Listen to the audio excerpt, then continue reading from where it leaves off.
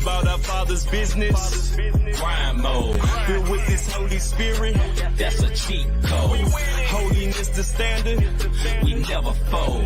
We about to make a scene episode about our Father's business. Yo, we is back. There is Rob's cussing on camera. Stop, brother. Stop it. What? What just happened? Man, you just when that I'm messing with you, bro. No, we live, bro. The show started. Brother, hey, like, y'all ignore the cursing. He said 520 Collective. What's up? Eric Boston in the building. Yeah. So what's good? Episode number 58. Back like we never left. Yeah, man, we gonna have the whole Godchaserz roster in the building tonight. You know what I mean? So we had to, never mind that we look a little different. We had to adjust some things to accommodate the largeness of this holy group. The largeness, you know what I'm saying? Because they big, they doing, not, them brothers ain't big, but you know what I'm saying? They're a big group. Yeah, man. You know what I mean? Yeah. Stuff like that. So yeah, man, we back like that. So let's get ready, man. Let's get on into it, man, because I don't want to keep our brothers waiting. We got a few minutes. Rob, I got a question for you, brother. Yeah, man. What's good? My brother. Well, this like a throwback Thursday around this joint. Rob Redeem, my brother, was good. What up to everybody before you say what's good? What up, AT the Scribe? Good to see you, my brother. Just James. What's I'm good? Saying? Eric Boston and the 520 Collective. Appreciate y'all coming through. And Miss Wanda. Miss Wanda. Our favorite, Miss Wanda. Good to see you, ma'am. Appreciate you, D. And everybody who listening that we can't see. Yeah. How y'all doing? How you doing? And if you're watching on another page, if you're watching on Facebook and you're watching on another page other than the Not the Same podcast page, number one, why? No, I'm kidding. Number one, come on over here to the Not the Same podcast page so we can see your comments and your information and stuff you want to say so we can respond to you in real time. Know what I mean? All right, brother. Rob Redeem, my brother from another mother. Shout out to Larry Rogers on the West Side. West Side? What's good, brother? What's good for me, man? 2020 was rough, brother. And you know, them funds had to get cut, but the faucets are back on around this here pace, and I'm able to finish my customization to my car, man. I'm super excited about that. So my rotors came. You know what I mean? I'm not gonna give too much up, but my rotors came, my brake pads and calipers, and now I'm pricing my lights. And man, that boy got some platinum rims over there. He trying to be slick with it. Nah, this ain't Young Money and them Hot Boys and them back in the day when they did no platinum, brother. You know me, it's all black over this joint. So black on black. Yeah, black on black, as Cray said. I'm a little excited, man. You know what I'm saying? I got that's my little hobby. That's my little toy. You know what I'm saying? So I'm just excited to get that thing done. You know what I mean? So yeah. Feeling good. What is about to put that Sentra on some? No, brother, I don't have a Sentra. Don't disrespect me like that, brother. You got a Nissan Sentra. No disrespect to the Sentra folks out there, because it's in the Nissan family. But I'm just saying that ain't what I got, man. That ain't my testimony. AT the Scribe say, what he say? Rob about to put that Sentra on some donks. Boy, gonna have some 25s on the Sentra. Boy, gonna be rubbing on all that. Let me tell you something. That's y'all down south, brother. That's y'all Memphis, Tennessee, Atlanta. That's y'all boys down south to be putting them on them donks like that. Houston, you know, all them folks. But what's good with you, see? Good evening, Miss Ward. How you doing, man? She said Black Diamonds on, huh? Good evening, Miss Mac. How you doing? How we doing? Yeah, man. Hey, look. Yeah, I am from the South. I stay in St. Louis now, but we all like clean cars. Brother, it's still on you. I know. It never leave, man. Your country, fam. You just country. Yeah, that's man, what's good with me, man? It's just like, man, we on episode 58. How many weeks is it in a year, Rob? You in corporate America. How many weeks in a year? Is it 52 weeks in a year, I think? Something like that. I don't know. Brother, we don't go by, by, all right, man. Hey, listen, we don't go by the regular weeks. Right. We don't go by the regular calendar, man. We got a different type year that the government brother go by. Don't be all deep Acosta, dog. Just how many? Thank you, Miss Mac. All I was saying, how many weeks? How many weeks in a year? Now, this brother talking about. We ain't talking about leap year, bro. I'm just plain on. I say, you know, I'm 38, but with the leap year, I'm 40. So, you know. Man. All right, man. Let's get into this face segment, man. We ain't got long. We ain't got long. He already acting up, bro. Well, we got a doozy tonight. Lord Jesus, y'all gonna have to pray for us for this one. All right, man. Let's get into this. Hold on, I'm not used to what I'm seeing. Face.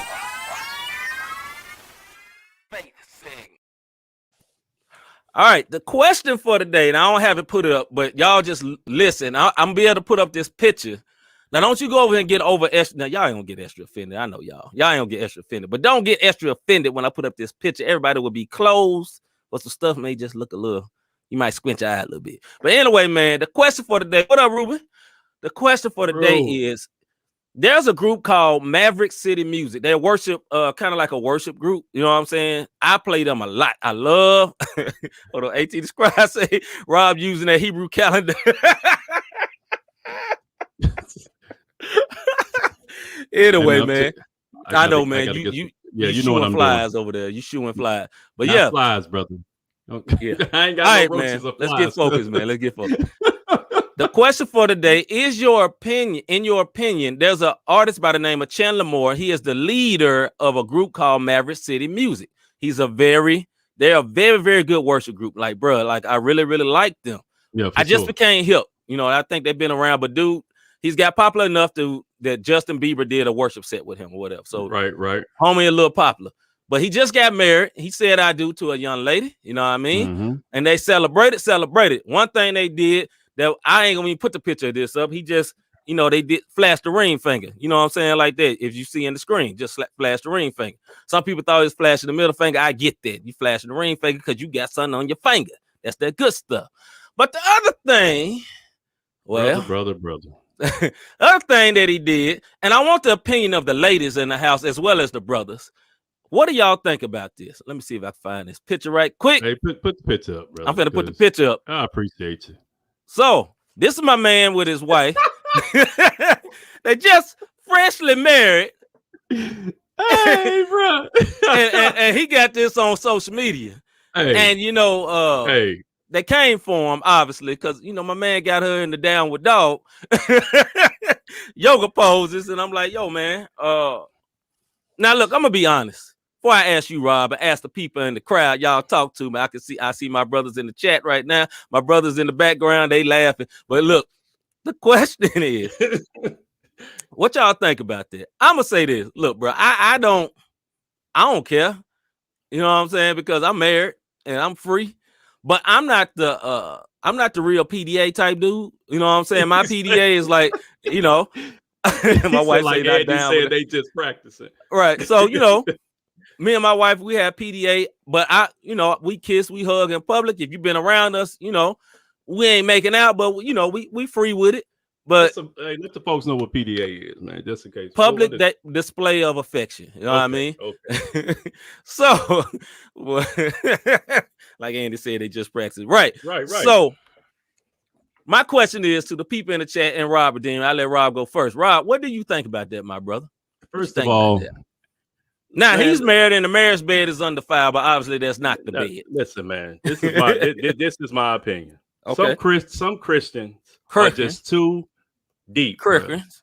They're just too deep. They too deep. Like my man just got married. Everybody know what's getting ready to pop off after the marriage. Absolutely. You know what I'm saying? Like, come on, man. Like what?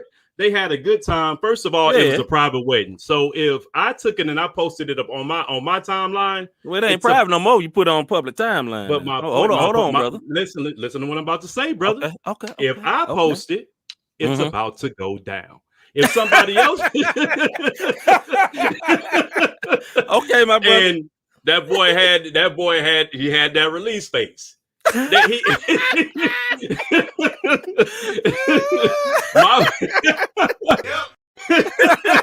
boy ready. My point to you, in his mind, only thing he was trying to say, I ain't mad at him, man. I'm just tired of people being all, man. Hey, man, I'm tired of people being what they coming for him for. You know what I'm saying? Not like, man, get out of here with that, man. Like if somebody else posted it, then it was none of they shouldn't have posted if they came at him. But if I posted myself, like I said, man, it's about to go down. And that's my wife now. And hey, boom, boom, room. It's time. It is what it is. You know what I'm saying? People just Wifey, release face. Hey, y'all heard y'all heard it, man. All right, man. Look, man. I'm gonna say my opinion, then I'm gonna talk to the people. Check this out, bro. My opinion is you do what you want to do. You married, fam. Now, but when you hold an office, there's some etiquette that you have to withhold. Like, look, you free to do whatever you want to do, fam. But when you in an office and you're a leader, I get that. No, listen to me, brother. Listen to me. I'm now, listen. because I'm gonna tell you this. Here's the caveat: if he would have never let it out, and he's within friends and family, that's his business. But brother, you a leader. You're a worship leader of many churches. You know what I mean? You're doing some things, and you got to be held responsible for it. I'm not hating on the brother. I ain't saying it was totally wrong. And let me say this: if you see that picture and you feel like you gonna fall, you just a horn dog. You know what I'm saying? Because any married people, if you look at them, if you think for 5 seconds, you gonna figure out. If you go, let me give y'all a secret for some of y'all that ain't married. When you go to a married person's house, 9 times out of 10, wherever you sitting, they done baptize it. Just let that soak in. Let that soak in your brain, fam. I'm just saying. Trust me, they didn't baptize it. But as for this situation, man, like I don't look, man. I wouldn't have did it. Me and my wife very free. Rob, you know my wife. Look, man, we very free. But I wouldn't did. I wouldn't put that on. So I tell my wife all the time, nah, we ain't gonna put that on there. We ain't gonna put that on there. You know what I mean? So hey, well, that's my opinion. But yeah, that ain't my test. You know, I would that mug would have been posted. Matter of fact, I probably would have had to pick up. Yeah, I know, so, Rob, but you are a self-proclaimed heathen. So you do not, so you is not carrying. Oh, let me see what the people saying before we bring our guest on, man. Hold on. I don't get it, bro. All right, let's see. Miss Taylor says that's not PDA. Just James says, I never thought I'd see something worse than on here. Well, y'all don't know we had a Manscaped sponsorship when we used to do the commercials, but it was nothing graphic. Anyway, our brother Ruben got an album dropping next week. Ruben, yeah. Ruben said they married. All right, Ruben. All right. Thanks, little bro. Thanks. I ain't seen him in no L on pictures like that, though. I'm just saying. I'm sure they gets it in. They married, but they ain't gotta show the world. Anyway, let me go ahead, brother. There's one thing to be free, and there's another thing to be what he did. The reason is why marriage bed is in the house, not on social media. They wasn't naked. I just okay. So I guess I'm on. Hold on, brother. Hold on. Go. Simmer down. Yeah, honestly, I'm not mad about it. If wife is fine with it, then it's all good. All right. I guess I gotta digress. I guess I gotta digress because they wasn't naked. It was a joke. They wasn't naked. It was a joking picture. Even his face showed that they was joking. Mm-hmm. So that's why I didn't think it was I just think sometimes people be a little bit too Picasso about stuff, bro. Like the same people that's complaining about that, I guarantee you they watch some type of movie or a series where they get all the way naked and ain't got not one problem with it. Like my wife said, we free. Not nasty. No black lights needed. Pine salt. Hashtag bleach. She talking about y'all crib. She ain't talking about that situation. He said, that's what just changed. I'm wearing black. Man, get out of here, man. All right, man. Look, we about to go on. Hey, man. Yeah, let's bring the brothers on. We're gonna bring the brothers on right quick, but we're gonna go. Before we bring them on, we're going to the single by our brother CStraight. He just dropped something. That's very, very nice. Yeah. Very nice. Salute to this brother, man. We're gonna let me get my stuff situated right quick. Give me a second, guys. But yeah, man. Y'all don't be mad at Chandler, man. He handling this business. If you watch Power, you can't say nothing. That's why I don't watch Power, brother. I'm just saying. Brother, that wasn't even on the Power level. Look, man. Speak for yourself, fam. I ain't watching Power. No. I'm talking about the picture. Me and you didn't have this discussion many a day. I ain't talking about Power. I'm talking about the picture itself. Listen, brother. Power has women of color. That changed the game for C. Micah. That's all I'm gonna say. So, everybody got their flavor, but I can't watch Power, brother.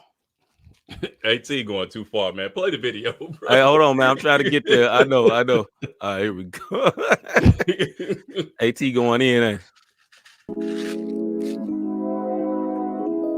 New joint called Crazy by our brother CStraight. We're gonna talk to him in just a minute. The joint is going crazy right now. Featuring the homie Brinson. Featuring Brinson. brother. GCE. I like this one. I'm that new danger, yes Lord, that new ranger. No morphine, endorphin, I bruise angels. Leave corpses, of course the flesh strangle. Prayer closet, the coffin that I came from. God's favorite, resurrect like Thriller. Full metal flex, was I can resurrect Dilla. Magilla, while y'all go hard, I go Rilla. From shore to river, Christ the door delivers. Consider this warning, life preserving informant. Paladin forever, battle sin till it's dormant. Coreless, I still trail God like a tow truck. XG, I got still tread on the Cobra, yeah. I move words like a Ouija board, yeah. I got drip, no squeegee for it, yeah. I got clips if you need them, boy. See, I'm a trip, that's why I need you, Lord. Straight. Love you, yes, I love you. Without you, Lord, I'd be crazy for sure. Love you, yes, I love you. Created for your glory, I was made, yeah, for you. That's why I'm in need of you. That's why I was made for you. That's why I'm in need of you. I'm that new 007 headed for heaven. Bond servant, no leaven, style of a reverend. The gap closed from the lamb floor to Evans. No sitcom, I drop bombs all on your headrest. I'm locked net, suplex, this is a cage match. Yeah, tap the flesh out till he come back. And this is all submission. Speak the word with conviction. I swing the sword like a cat from Thundera. Where your heart is, that's where your treasure. And if you're falling far, God will come and fetch you. Send an angel, send a sign, he'll bless you. This ain't a lecture, this is life in activation. Elevate you, celebrate you to a brand new creation. It's safe to say, it's Christ I'm trying to mimic. If death couldn't beat him, then what's a pandemic? Hey. Love you, watch yes, out, Brent. I love you. Watch out now. Without you, Lord, I'd be crazy for sure. That's the mission line was Love you, crazy. yes, I love you. Created for your glory, I was made, CStraight yeah, having for the bars. you. Oh yeah, for sure. That's why I'm in need of you. That's why I was made for you. That's why I'm in need of you. Yeah. All right, Boy's getting a lot of love on this one. Getting a lot of love. Yes, he is. CHH segment. All right, we're adding everybody to the building. Hold on a second. Let me add all of yous. Let's see here. Yeah. All right. All There we go. Everybody's in the building. Godchaserz is in the building. Brother CStraight just had a song. Man, brother. First of all, before we even get into the questions, thank y'all for coming on. Yeah. It's a pleasure. Awesome testimony that you, brother. Oh, yeah. In ministry, 15 years. Hallelujah, glory to God. Come on, somebody. Hallelujah, glory to Come God. on, Want it, Derek? Come on. Want it, Derek? Come on, somebody. All right, man. It look like we missing one. Yeah, we missing one, but they'll come back in a minute, man. All right, so this is the Mr. Brinson. Are you the one that started Godchaserz? Number one, let me ask you a question. This is not an official question. Just because we like being goofy and messing with you.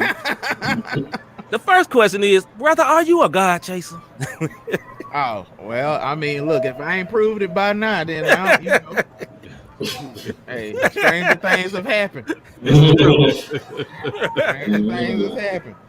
Well, first of all, man, we want to welcome all you brothers to the Not the Same podcast. We appreciate y'all coming on. And I don't think our conversation will be good without giving y'all a chance. Y'all heard what we was talking about beforehand. And if y'all want to add any of your comments to this conversation, Ooh, yeah, feel free. Or y'all can be, or y'all can just pass. You know, I'm straight. No look. That's right. Hey, you got it, thing, brother. Got it. Hey, that brother was so smooth. He said, "Pass." I pass on that. Okay, brother. Okay. All right, cool. We'll leave it alone. All right, as our custom, as we do with all our Not the Same podcast. This is a great, unique situation because we're going to interview all of y'all's, and salute to our brother Nazarite. He's not here right now, but salute to him too. Know what I mean? Yeah, for sure. So, Rob, as all tradition, as I always do, Mr. Davis, I give you the first question. We ain't got our flowers for these brothers, man. We got the clappings on here, or not on our. Let me see. Oh yeah. My bad. Let's give them their flowers, brother. We ain't been over here. They do need some of this.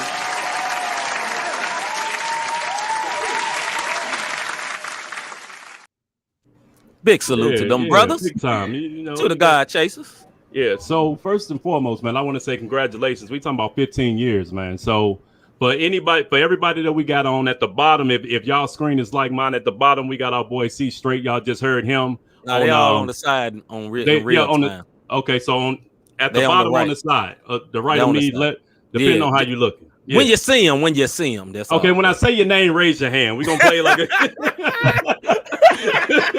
boy stupid.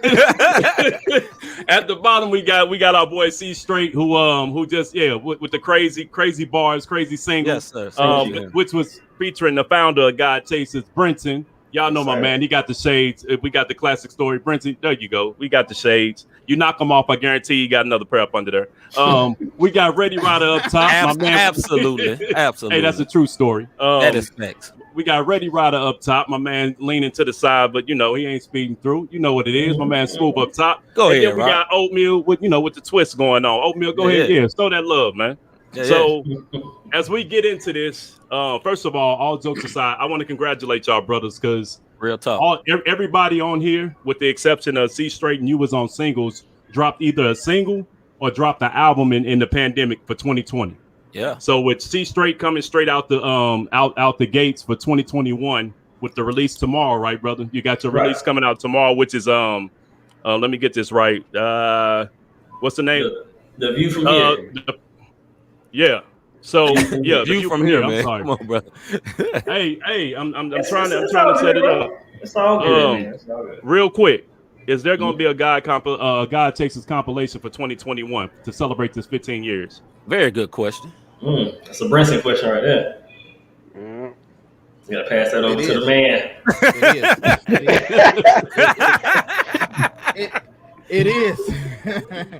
It is. I mean, the anniversary is next Wednesday, the 23rd. But the anniversary compilation is gonna come out, and it's gonna have present artists that was on the label. Okay. We gonna have something special. So special that the people in the label don't even know. No, I'm kidding, bro. No, they don't know. They don't know. They don't know everything that's gonna be on it, but you know what I'm saying? They know they're on it. Just know you own it, brother. Just know you own it. You better have your 8, your 16, or your 32, whichever one he comes for you. Make sure you got it ready. But no, salute to you guys again, and I'm gonna let you go see. Brenton dropped Throw the Crown in 2020. Nazarite dropped Nazarite. Ready Rider had the Reflection single, and I know Oatmeal had Instant. So get 'em. For y'all to be able to drop during the pandemic, salute to you, brothers, because it was very hard, man. A lot of people wasn't doing much. So for y'all to still be going, salute to you. Go ahead, C. All right, the question I have, my first one, I'm throwing audible here. My first one is to my brother CStraight. Okay. Brother, so I was getting even more familiar with your music. I have heard of you before, but in CHH, you heard of everybody. Right. But you ain't heard everybody. You get what I'm saying? Yeah. So I did some good digging. My question to you, brother, it's a serious question. It's very deep, man. You have to dig way into your bag to answer this question. Oh, Lord. Very simple. All right. My brother, where you get all them bars from? Jesus, the Lord. The Lord. I mean, it's just yielding, man. And I ain't trying to be deep. It's just because if you notice, like, I've been gone for 10 years partly because God called me to do other things, and the other part is he wasn't speaking anything. He didn't say write anything. He didn't say record anything. So that's what's up. And a lot of people just record and write just for the sake of it, like hearing themselves and other motivations. But I don't have time for that, man. It's like if God said it, I'm gonna do it. Yeah. And I ain't gonna do it. So I just keep it simple like that, man. If he ain't speaking, you ain't recording, huh? Nah. Yeah. Salute to that, brother. Salute to that. I mean, words are important. You know, man. People cling to words, as we see music is a great motivator. Yeah. And you got to be ready to give the people something worth digesting. So if I didn't feel like I had anything worth giving at the time, I just did other stuff, other ways to serve. Right. That's what's up. Right. All right, Rob. This one here for Oatmeal, kind of go down the line to kind of introduce the people to y'all, because like you said, in CHH you've heard of people, but you just ain't heard of everybody. You came out with instant. One of the viewers caught that it was instant with oatmeal and everything. 2020 was instant. Just Add Water was 2018. This is kind of a two-part question. First is, what's the story behind the name Oatmeal, and what's your mindset with releasing the your albums behind like the oatmeal you actually eat? So like, what's the motivation behind that? All right, so the motivation behind that, first CStraight started it with Just Add Water. He started. Yep. I thought it was dope. I was like, let's keep going with it. So did that with instant. My dad came up with the idea of instant. And what was the other part of the question? The other part was how you come up with the name Oatmeal. I mean, how did you get your name Oatmeal in the first place? Brinson gave me that, but for the longest time, like I say, for the first 13 years of my life, I thought it was because I threw up on him and he said oatmeal. So every time everybody asked me, I went around telling people that. But what really happened, I had just ate some Similac and he picked me up, burped in his face, and it smelled like oatmeal. And then he was like, I got it. Your name, Oatmeal. Oh, okay. That brother was destined to rap since birth. Daddy gave him his rap name. That's done. That's done. All right. I have a question for all of Godchasers. The question is to all of y'all, and y'all could all answer this individually. All right. The question is to all artists, what's the best thing about doing CHH? And then what's the worst thing? Who's first? I guess I'll go. Thank you, sir. Somebody first. Oh, Reddy. Okay. Well, you let Reddy go? Go ahead, Reddy. Go ahead. Okay. Quiet. Yeah, let Reddy hit it. I guess the best thing is, especially as a Christian, I mean, everybody has a job. When you go to work, there's so many different times where you got to kind of curtail yourself and not be a total Christian self that you want to be. So when you get on the mic, and especially in Christian rap, you're able to display the full view of who you are, and really celebrate God, and really just talk about how you love him and how he helped you make it through so many different hard times in your life. So that's kind of the great part. My name is Reddy Writer, but I love writing. So being able to just be creative. What's the worst part?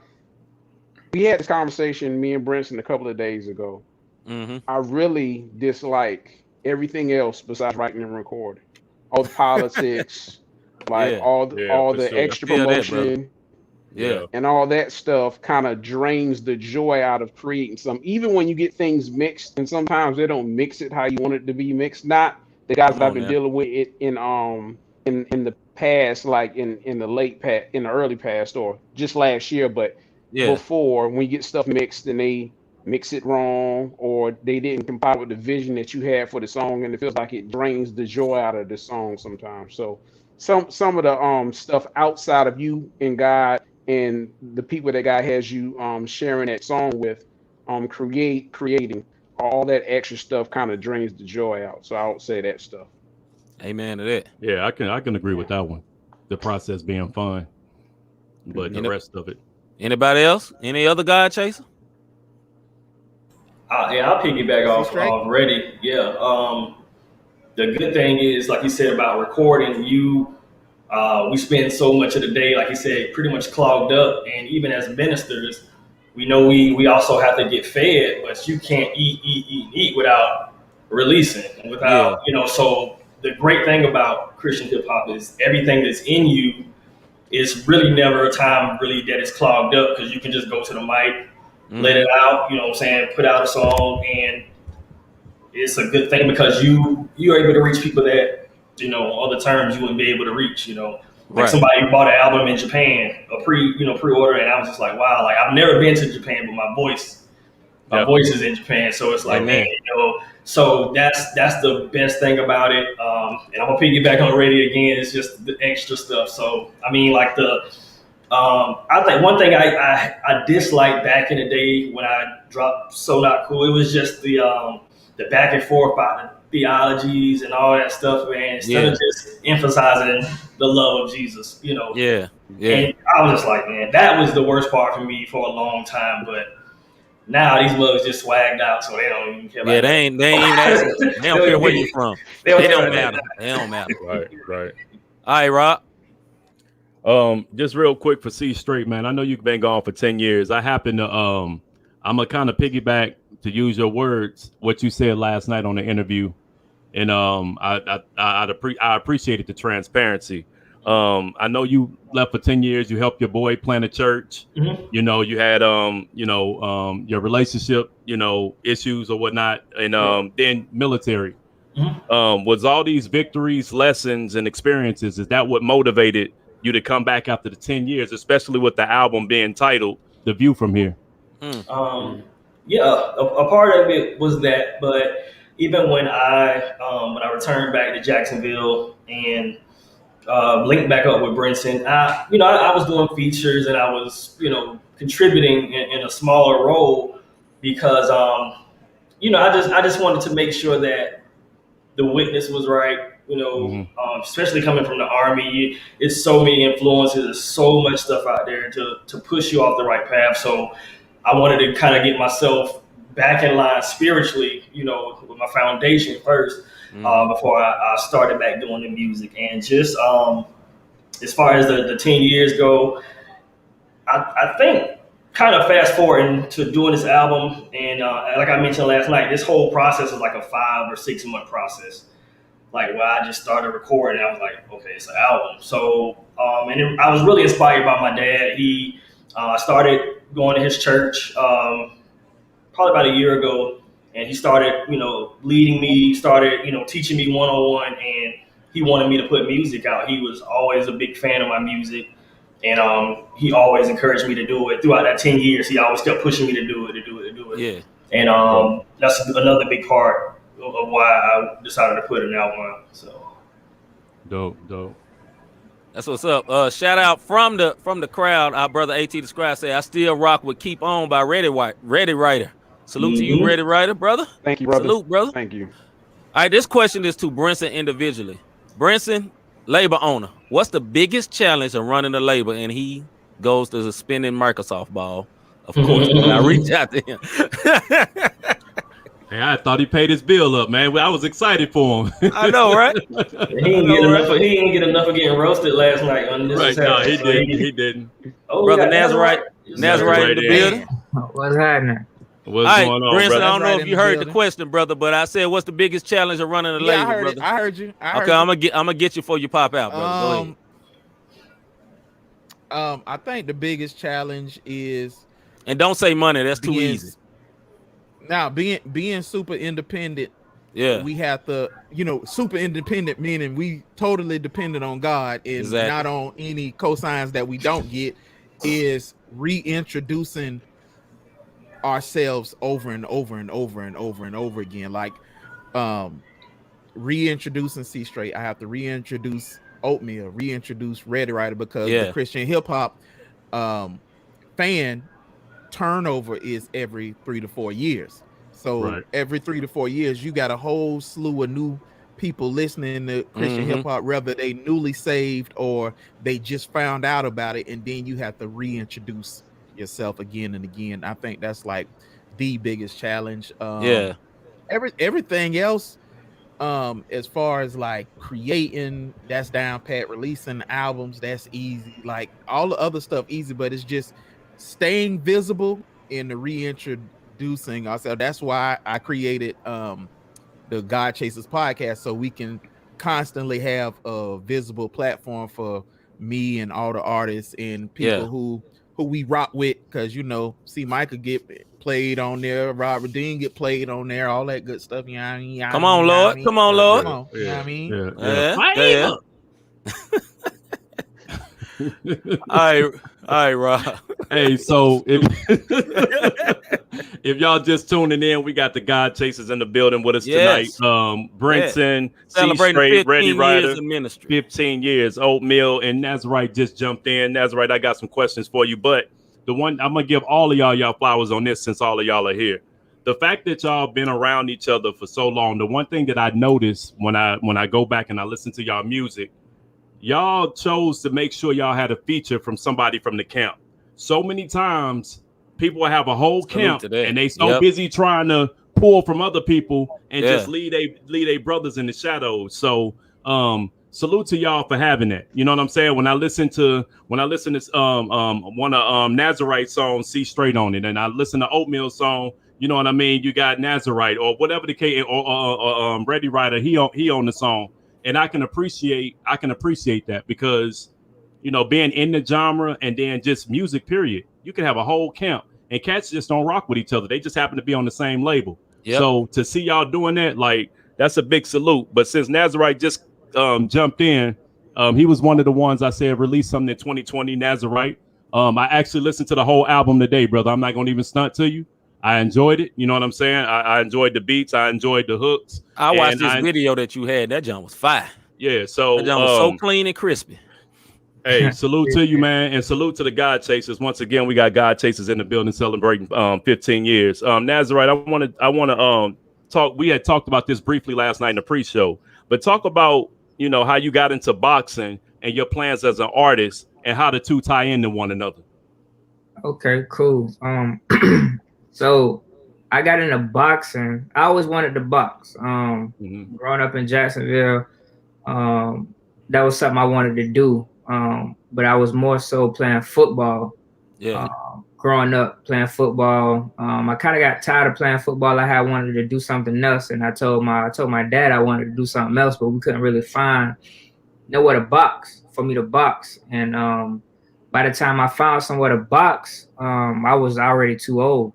PL only goes up to 18. I was like 19 years old, and so after that, there was nowhere for like an adult boxing in Jacksonville, you know. So I eventually ended up going to the Army, and after I got out the Army, I said, you know what, I want to box. That's what I wanted to do. That was something I wanted to do. So I ended up finding the gym where I'm at now in Tennessee, and I went there, and it was downhill from there. I was training, started training every day, twice a day, getting up at 4 a.m, going on to work out, then going again at 6 p.m, afternoon, working out every day for a year straight, just so I can be fundamentally sound in boxing. And as far as rapping, being an artist, I got into being an artist.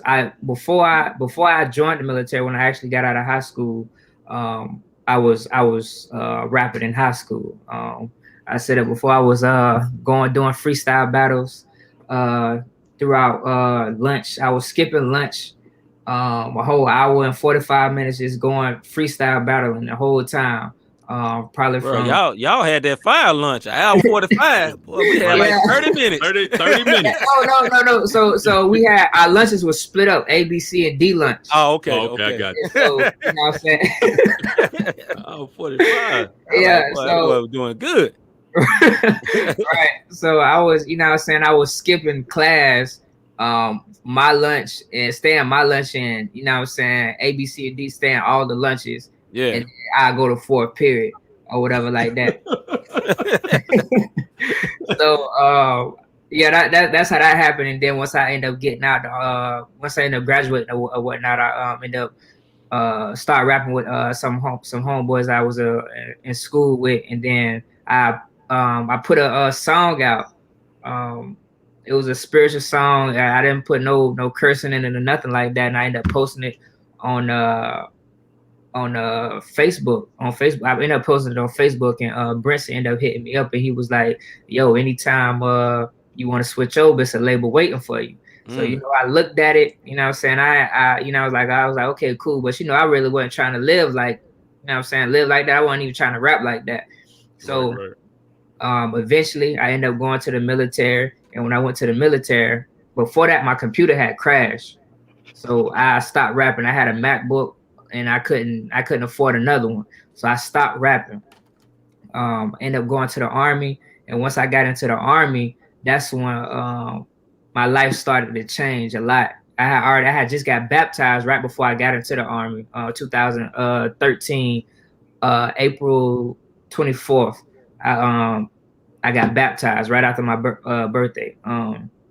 Ended up going into the Army, and then when I got into the Army, I met my mentor, my pastor, and from there he began to mentor me, groom me spiritually, and from there, we went to Haiti. We did a lot of missionary trips. I got ordained. I got licensed as a minister, and then through all that time, I was being cleansed out from my world, from the worldly me. I was being cleansed out. Everything that I was doing worldly, it was being cleansed out of me. And so I eventually ended up coming back home, coming to visit, and I went to Brent's house, and he put on the beat, and he was like, "What you gonna do with this?" I ain't have no plans on rapping or nothing. I was just living life. I'm like, I'm a minister, I'm ordained, I'm just coming to see family. And you know what I'm saying? He was like, "What you gonna do with this?" So I took the beat, downloaded it on my phone, or sent to my email, I had it on my phone, and for like that first, I only had I think I wrote it in like 3 days or something, or I don't even know. But the whole time I was visiting people, I'm in the car, like, hold on, I gotta go to the car real quick. I'm writing, trying to get this hook in, and then from there, Blessings Overflowing was made. That's what's up. And then so after that, I end up, rocking with Godchaserz. And so to answer your other question, how does boxing and I guess you said being an artist, like how they tie in? How they tie in? I would say it takes discipline. It's a lot of discipline when it comes to boxing and being being an artist and being a rapper. It's a lot of discipline in it. Because physically, I'm getting up at 4 a.m. I'm going to go work out. I'm putting in that work and that dedication. As an artist, you have to do the same thing. You may not be getting up at 4 a.m, but you gotta get up and you gotta cut these beats on. You gotta go through hundreds and hundreds of beats to find that right beat. And it's just like when you on that punching bag, you gotta hit this punching bag hundreds and hundreds and hundreds of times just to get that right, so your jab can be right. You know what I'm saying? And then it's the same thing with performing. You're gonna be and how you listen to your rhymes over and over and over and over again, so you're not forgetting it. And so it becomes muscle memory, mental memory, as an artist and as a fighter. So that's how they tie in together, man. And it's hard to. Another thing, it's hard to not be so prideful in it. You know what I'm saying? Especially in boxing, because when you're in the ring, it's you. You know what I'm saying?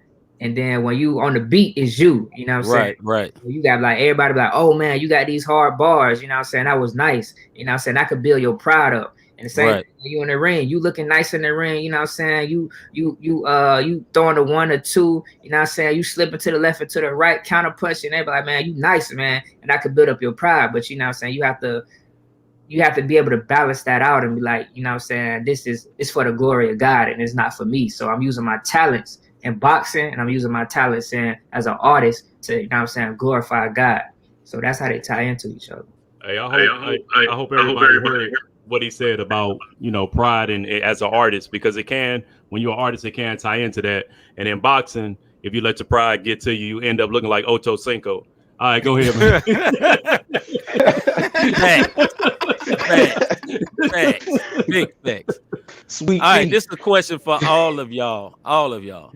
Who writes the fastest? Brinson. He's the quickest. He don't write. I don't write. He don't write. I'm probably the slowest. Y'all just don't know he got them verses inside the glasses.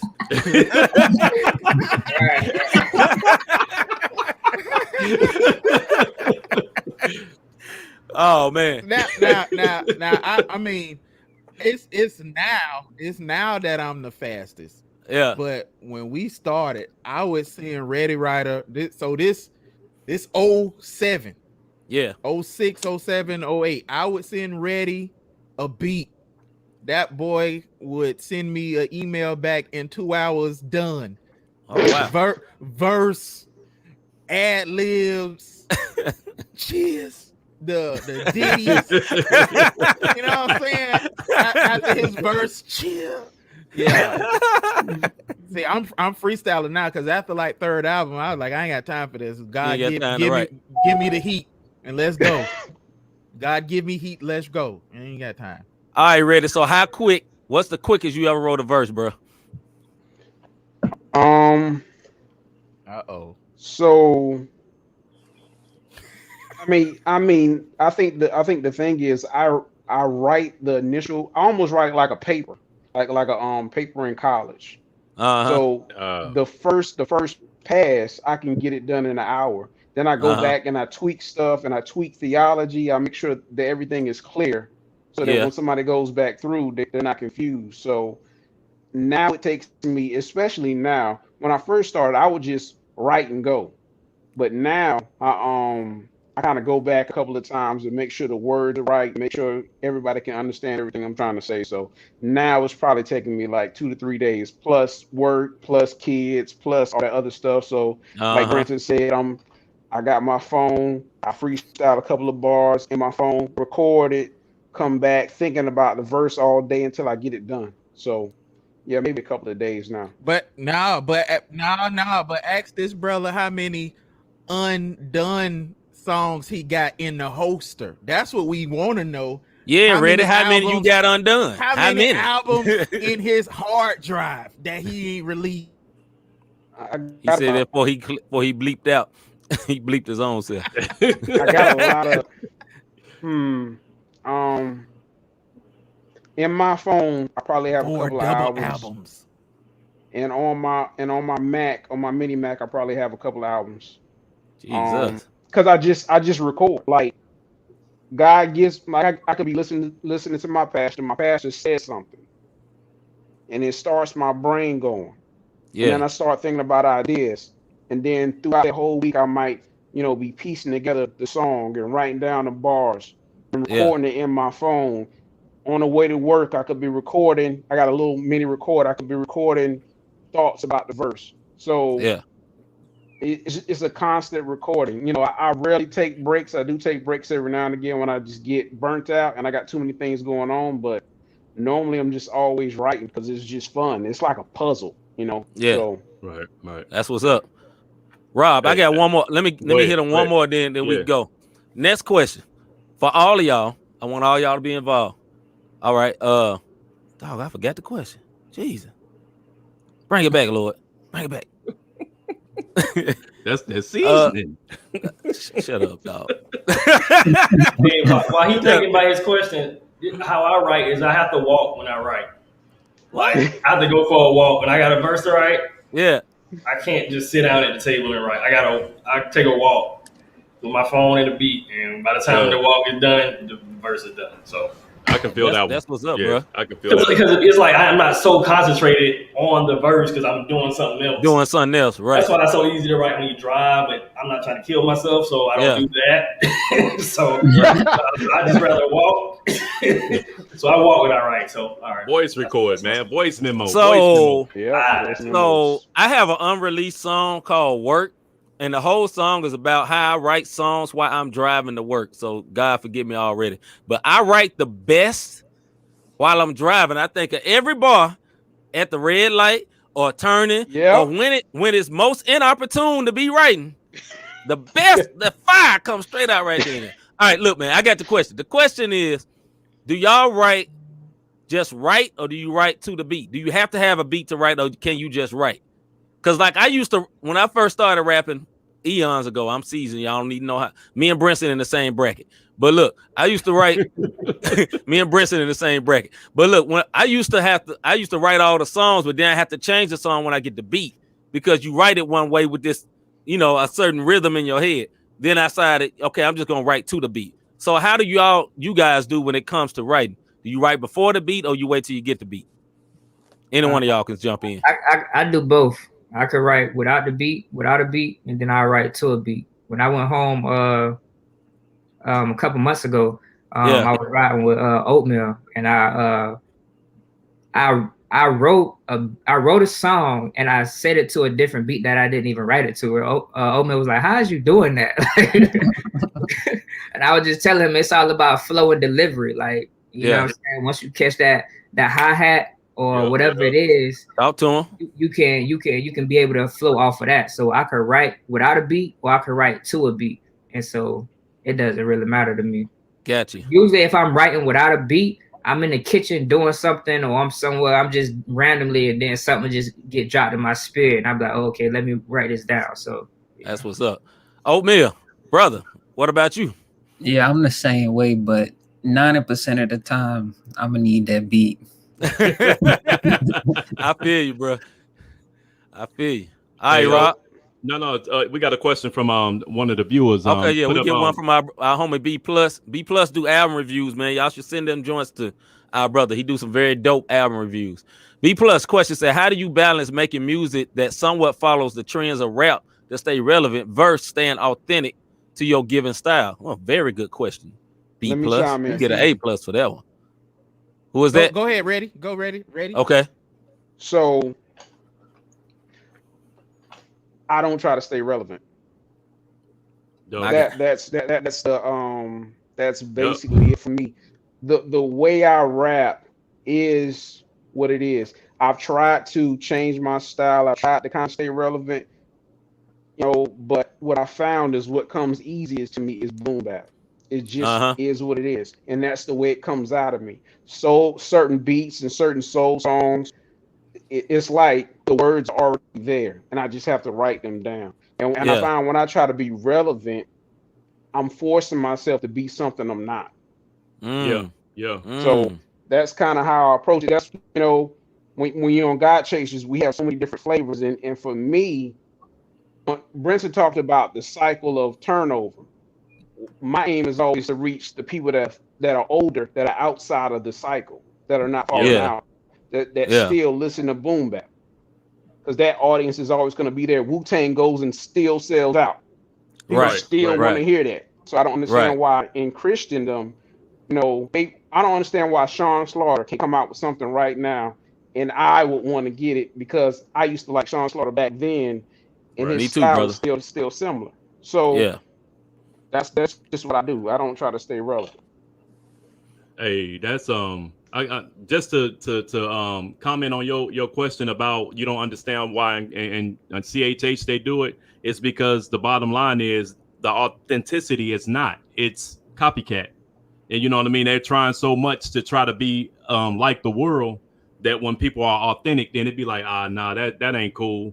But if you notice the people that say authentic to themselves, you never hear, oh, they sound like him, or oh, he sound like him. Right. It's always the folks trying to be relevant that they get compared to a current, not secular artist, for lack of a better word. But for those of you like the, Ready, like you was just saying, when you stay true to yourself, very seldom do you get compared. You know what I mean? Very, very seldom, because you're being authentic. And not only that, God gave it to you, So I salute you for that answer, brother. Salute. Thank you. Go ahead, Rob. His answer totally different from mine. I rap with a chip on my shoulder because I feel like I still got something to prove. So what I do my stuff, and then I feel like I'm I'm versatile. So I take everything, but I make it mine. Like I'll take it and I'll make it mine because my goal is to make bait. Right. That's what you like? Watch what I do with it, and I'm gonna do it, and I'm gonna get you with it. It ain't for me. It's not me following the trends. It's me trying to think what type of bait to give them. So if I can get them on this hook, I got them. Right. Because when you keep listening, you might hear a mumble, but when you listen to what I'm saying, you're gonna be like, dang, he's talking about getting my life right. So you got the choice. You either gonna nod and agree or cut me off and throw me out your whatever you listening to because you got convicted. Right. Yeah. You know what I'm saying? But I mean, like he said, everybody got different styles. Like Oatmeal is on every new flow. Nazarite switch up, I switch up. CStraight do what he do, Ready do what he do. So it's like we want to craft it where, and I think this kind of go towards your question of another hard part about being independent. The way we craft the music, we craft it to the listener so we can get them to hear this message. So I got all these lanes to choose from and where to shoot it at. Shoot them over here. Shoot ready to the backpack crowd. So when they hear it and they see how he's either as dope as the people that you like, or he a step ahead of them because he got to present the gospel with what he's saying. You know what I'm saying? Right. I think that for like everybody on here, C. Micah, Robert, we got to be 20 times doper than our secular counterparts, but nobody want to talk about that. We have to be so much doper than them. We have to be so much doper than them skill wise, because we already fighting against the 8 ball of they perception of Christian rap don't go hard. But when they hear it, they be like, oh, this God music, you know what I'm saying? So I think Christian rap we have the dopest rappers, period, because secular rap is easy. You only got a few things to talk about. You know what I'm saying? Yeah. Killing somebody. You know what I'm saying? And going to the club and dressing nice. We gotta break down scripture. We gotta convince you that your lifestyle is wrong, and in convincing you, show you the right way within 16. And we got to break down truths, and we got to testify on what God did for us, and everybody's story is different. And we have to make Jesus we have to break him down to bite-sized Flintstone vitamin so you can digest what we're trying to say. Right. Yeah. Big facts, brother. Big facts. So what you talking about, Brenton? We talked about this last week on our CHH segment where we said, what are some of the things that you have to do when you don't have a lot of money? And one of the things we did say is know your audience. So everything you saying is you got somebody for that audience, and you can still. When I think about trendy is when somebody take a beat and redo it for Christian, as opposed to being authentic and being, you know what I'm saying, as opposed to being authentic. So, you know, people do redo songs all the time, and then we feel like we're accepted, but the only thing you did was copycat. But you can still be authentic and still have that up-to-date flow. Like you can't, there's no way in the world I don't care how dope you are, you can come back a hippie. No, that time is gone, brother. You're not doing Rapper's Delight. You dig what I'm saying? So what y'all are doing, I salute to it, because you're knowing your audience. So you gotta be, you gotta see straight to be able to do this. You gotta ready to be able to do that. Oatmeal, Nazarite, like y'all are doing that, and I salute that. I still feel like that's authentic, and that's a little different than following trends. Like trends is a little different from being authentic with knowing who your audience is. My next question though is for Ready Rider, because bro, you be dropping these dope features, and then you'll give us a single and then disappear like in the shadows, almost like your picture right now. You know what I mean? It's like a silhouette. So with that said, brother, is there an EP, an album in the near future? I mean, it's 2021, 15 years. Come on, man, drop us with 4. You know what I mean? Let the spirit lead you. So, yeah, me and Brenton got something coming real soon. So, okay, cool. There will be something this year.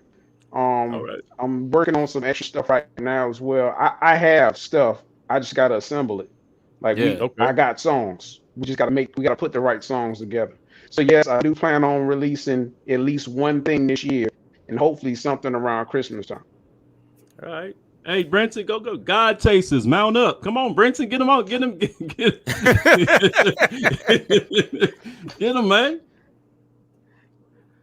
Hey, these grown men, you gotta do at the pace that they see your stuff. You know what I'm saying? These grown men. You know what I'm saying? I can just be a cheerleader at some point. Like, you guys, y'all send me the dope stuff and let's go. You know what I'm saying? True indeed. But I think being AT, hold on, my bad, Brent. Homie AT described stupid. Talking about Ready Rider, the Maxwell of Christian rap. One song and 5 years later, a new one. That boy stupid. It ain't true though. It ain't true though. You can't say that. You can't say that. Right. You can't say that. The reason you can't say that, Reddy is on just about every project, period. So yeah, no doubt.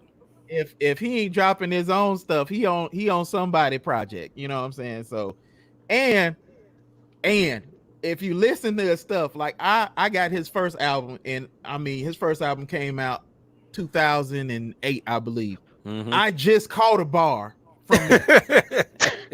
Just caught a bar. So I mean, look, you got a dictionary to go through. You need the thesaurus, you need an almanac, you need the Bible, you need the Hebrew version of it, and then listen, right? And then catch the bars. You know what I'm saying? Dope. All right. So this next question, this is for Nazarite. Here's the question, and I'm gonna tell you again, bro. I got a deep one for you, brother. You got to really think hard about this.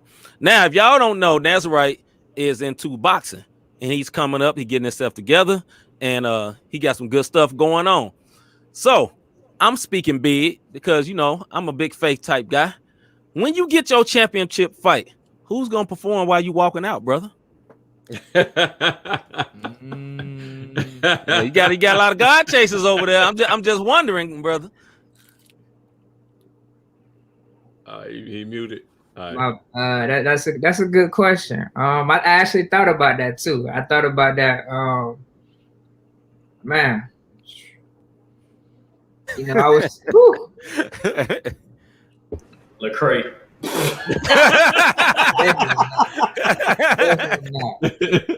I think I would have to. I'm just joking. Shout out Lecrae. I think I have to go. Hey, you know they be watching, brother. Don't get us shot now. No, I'm kidding. All of a sudden, this screen go down. Y'all know what happened? I probably have to go with either Brinson or Eshawn Burger. That's what's up. Okay. That's what's up. If you do Brinson, let him hit that no L's for you. None. Perfect song for the match. See, that was right up. Hey, I can hear it. We ain't taking none, but don't Ocho Cinco it though, brother. Hey, Ocho did all right, bro. He did all right. He did. No, he held his own, man. He got tied in his leg. He tip drilled up with his legs, and it was a wrap. Bro. Hold up. Stop. Hold on. Put it back to me. Bro, tip drill. Come on, dog. Bro, what are you doing? Y'all keep going back to this freaky stuff, man. I don't know about this. Stop it. Hey, hold up. Hey, y'all remember when we was talking about it, Rob? Like, I don't see nothing wrong with it. Hey, they married, brother. And I said his legs was wiggling, brother. Anyway, let's go. Hey, it's your turn, brother. It's your turn. I don't have anything else, man. Only thing I want to say is, but all jokes aside, man, we definitely thank y'all for coming on. But what y'all got going, like, keep it going, man. Because to have brothers on the label, and I'm sure y'all have y'all disagreements, but for y'all to have each other back like that, you just don't see it. It's not a crab in a bucket mentality. Every time when Brinson came here for C album release party, no lie, Oatmeal, he threw my son. He was like, "Oh, you like 1K? I got somebody for you." Boom, and he had your album right there. You dig what I'm saying? So hey, Brinson quick with it, boy. He was super quick. Hey, I don't know what you been about it before you even gave the money. You ain't know it. He be like, yeah, you.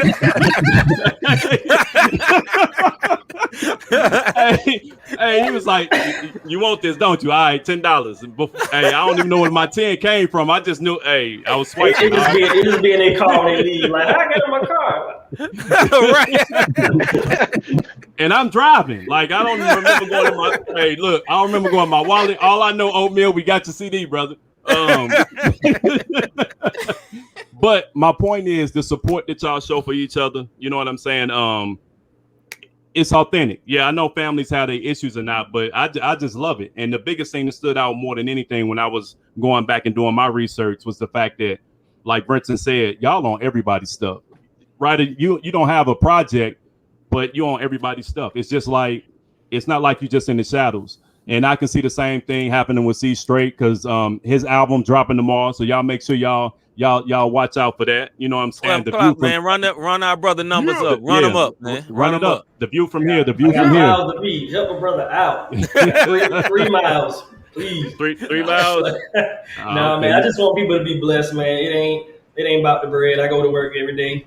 I'm a student. Like, this is for the glory of God, and this is just for the love of hip hop, man. For the love of rap. So just enjoy it. Give it to somebody. Put somebody on. Stream it. Go to Godchaserz.com. However you get it, and just be blessed. Yeah. So for sure. Y'all go check it out. Y'all heard the single tonight, Crazy. You know, featuring Brenton. Both of them came with some bars. You know what I mean? Yep. And I don't have any other questions, man. I just want to tell y'all genuinely salute to y'all, man. Like it's encouraging to see brothers like that and a whole label where y'all supporting each other genuinely. You know what I'm saying? So that's super dope, man. You don't see a lot of that. Well, I do got a question. I got one more for you guys. This is a real good one. What are y'all thoughts about CHH right now? Ready. I have to ask that question. Hey, that was a recent conversation. Yeah. All right, I'm gonna dial it down from what I said yesterday. So Ready finna go in. I see it. Nah. I'm gonna be nice today. So No, don't be nice today. Talk your talk. So I think something similar to what I said yesterday. I think the great part about it today is the ability to have it easily accessible. When before C Micah, right? Because I've been out since C Micah too, so I go way back. So when we had the bus shop, we had a few CDs in there, right? Yeah. So we still had our Trey Nines and different people like that, Rob Hodge, so on and so forth. But it was only so many people in there that we could get. We could have. I remember having like 3 or 4 CDs made, Visionary, a couple of different CDs. Yeah. But not as many as I can get now. So there's this trade-off where I got 10,000 people that I want to support because music keeps dropping, but I don't have time to listen to it. Where before I was, I knew so many details about the CDs I was listening to because that was the only one I had. There was only one Rob Hodge I was going to get that year. So I listened to that book so many times because there was nothing else coming out until Jafia came out until. And there was albums back then, wasn't no singles. Albums. Right. So I think it's that trade-off. And also some of the talent gets buried because there's so many people that's doing music. So like I talked about yesterday, we probably need more platforms like this one, like the 520 Collective, to really highlight some of the artists that kind of get left in the shadows that are dope too. Because of the just the preponderance of music that's out there. So that's kind of what I think about it. On the bad side, like we talked about yesterday, I think there needs to be more accountability. There needs to be more people kind of checking on these people. I look at it like this. When I want somebody to do some work on my house, I go to BBB to verify that these guys know what they're doing. And to verify that they've been doing this for a minute.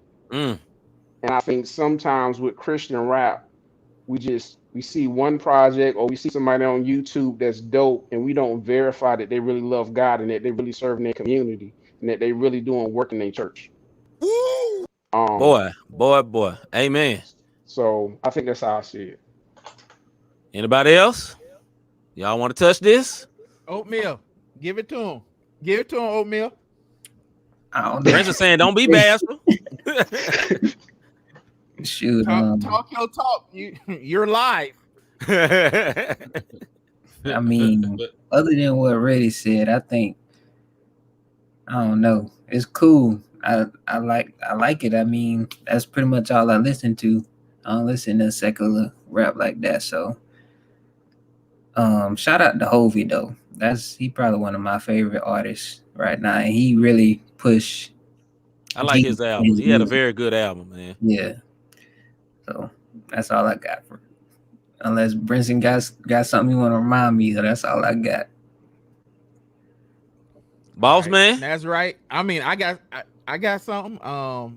Nazarite looking like he eager to say something, so I'm gonna let him cook. Go ahead and cook. Restate the question again so I can answer it properly. Your thoughts on CHH right now? Oh, yeah, my thoughts on CHH. I feel like,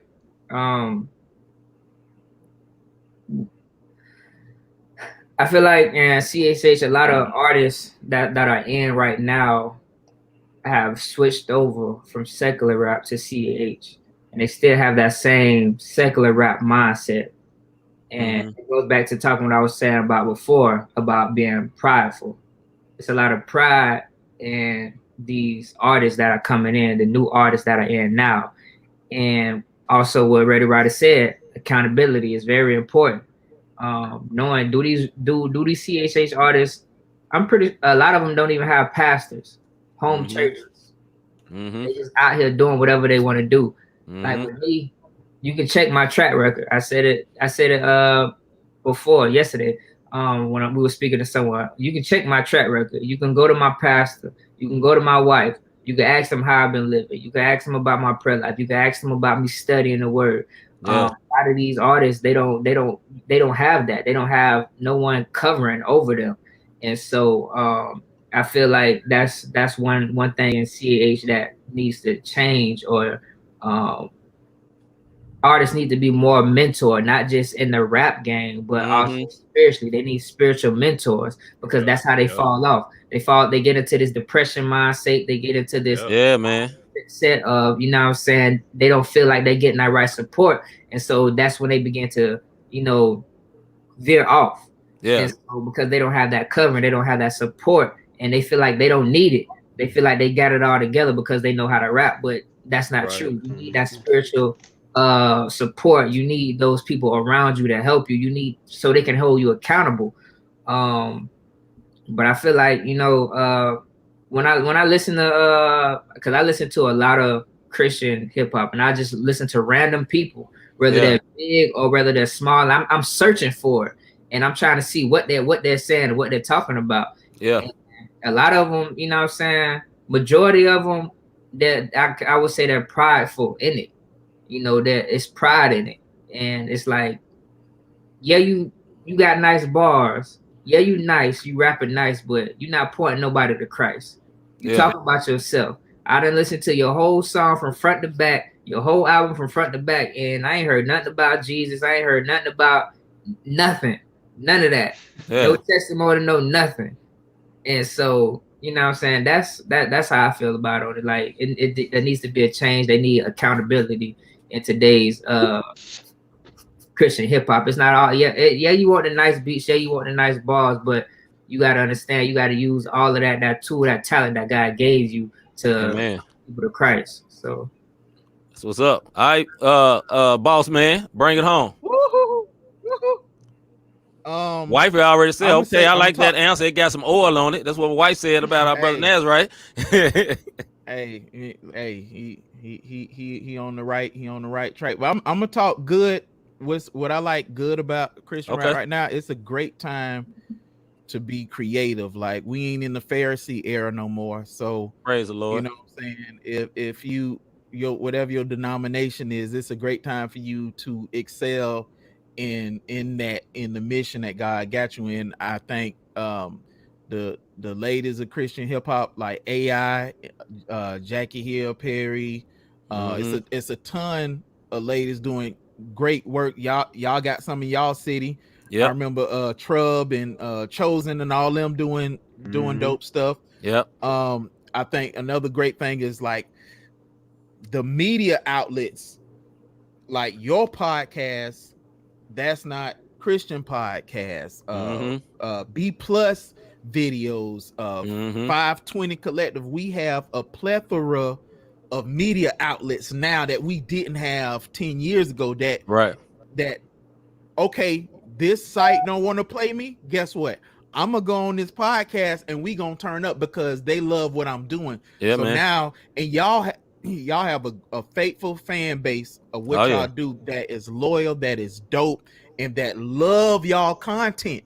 You know what I'm saying? So that's another great thing. And I'm the bad the bad is one, we need another C. Michael Rod Redeem collabo project. I'm gonna just throw that out. That's one. Two, I miss going to concerts and the power of God and the presence of God show up. Come on now. When the last time? Now. Tell me the last time you been to a concert, somebody shut they whole set off, start saying, "Thus saith the Lord." Now I don't know about y'all. I done been in places where mugs come off stage and start praying for people. Like when are we getting back to first things first? You know what I'm saying? Right. So like we I think the worst part of Christian rap is the clout chasing, if you not with the cool kids, you not doing it right. When I ain't never been with the cool kids, but I have seen God hand move in concerts that I didn't been at. I didn't seen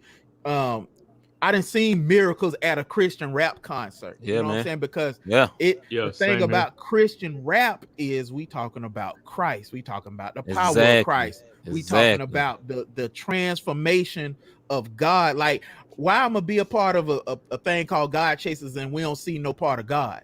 You know what I'm saying? Like I ain't rapping just to sound good. I'm rapping to see change. And every concert I go to, I'm praying that God show up. Like I didn't see him do it before too many times. That's the thing. Like I love the music. I want to see the power of God. The music is gonna be there. Like cut the beat off.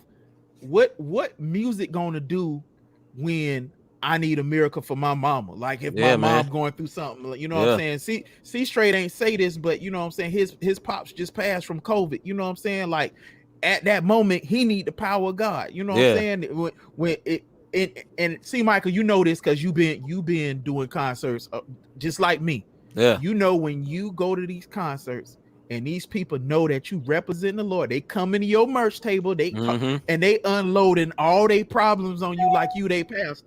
Exactly. For that moment. Right. And in that moment, God might use you to pray for them. God might use you to speak a word to them. You know what I'm saying? So if that's the part of Christian hip hop that I miss seeing, but I mean, I'm gonna take it where I go because you know what I'm saying, I got it in me.